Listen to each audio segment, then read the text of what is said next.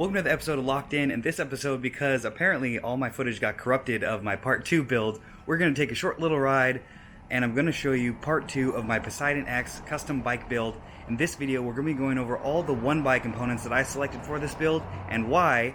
I'm going to give you a few different options as far as maybe where you can save some money or why I balled out for a reason. So let's get going.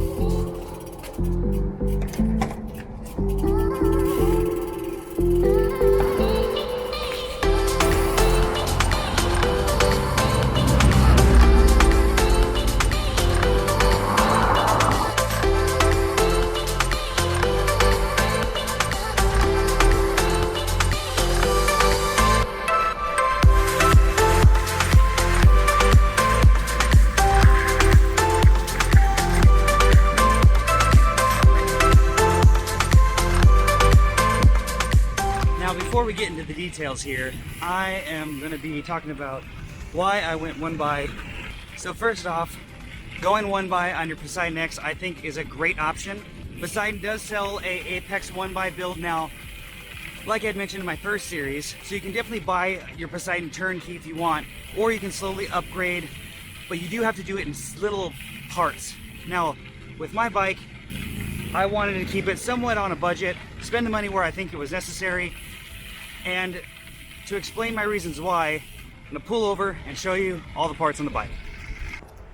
And I'm not going to be going over the different modes, is what I like to call it, for this bike. I have multiple different wheel sets and different setups to kind of tailor to depending on the ride that I'm doing, and I'm going to be going over that in part 3, so don't worry, this is just going to be about components and drivetrain today.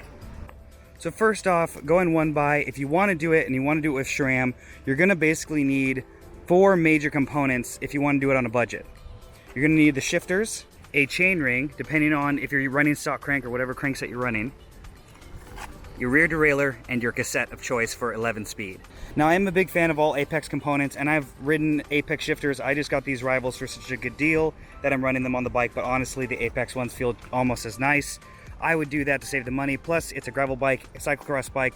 If you do take a tumble, those are definitely a lot easier to replace. And that leads me to the Apex rear derailleur, which I've been extremely happy with. I have modified mine with a little bit nicer jockey wheel, but I've had no issues with this. I've run this on 2 different bikes and I have no issues whatsoever. And if you see my video, you can run this up to a 46 tooth rear cassette, even though SRAM says you can only do it up to a 42. I've had no problems there. The cassette that I use, it ranges depending on the wheel set, but the cheapest option is going to be a Sunrace. They make an 1146, but there are other companies that do make lighter weight or higher quality ones as well. This is an E13 9 to 46 to give me even more range. Lastly, your chainring setup. I had a really good used option to pick up these force cranks, so I did. These use a direct mount chainring, but you can do a standard bolt-on one that are a lot more inexpensive that you can run with even the stock cranks on the Poseidon X if you buy it complete. So for anybody trying to go one bike on a budget, here's my recommendations that I say to stick with. 1, you can save the money and just go with the SRAM Apex stuff. It is honestly really good for what it is. And like I said, if you're gonna rip a derailleur or break a shifter, it is the cheapest thing to replace going with that lineup. Now, I did go with mechanical style levers, and I'm running a Quinn R1 hydromechanical caliper. So that gives me kind of the best of both. It's a lot simpler to work on. I'm not dealing with hydraulic hoses or lines, and you get pretty good braking power. I'm going to eventually do a review on those because I'm actually really happy with them.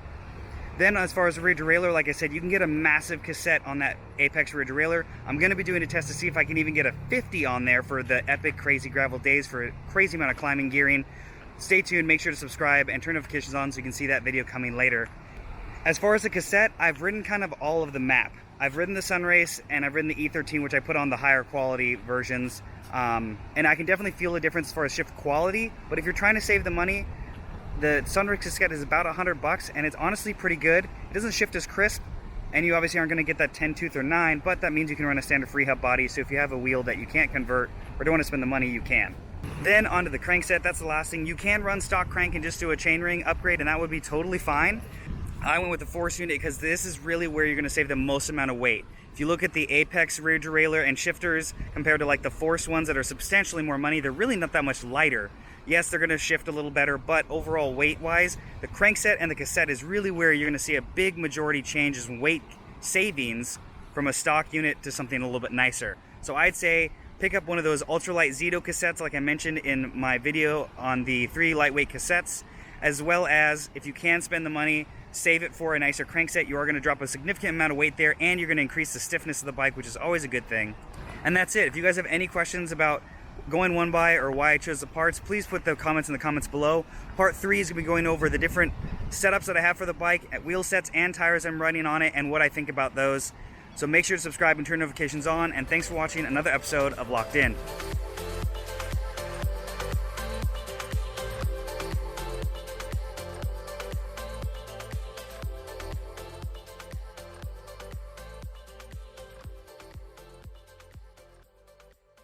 Let's get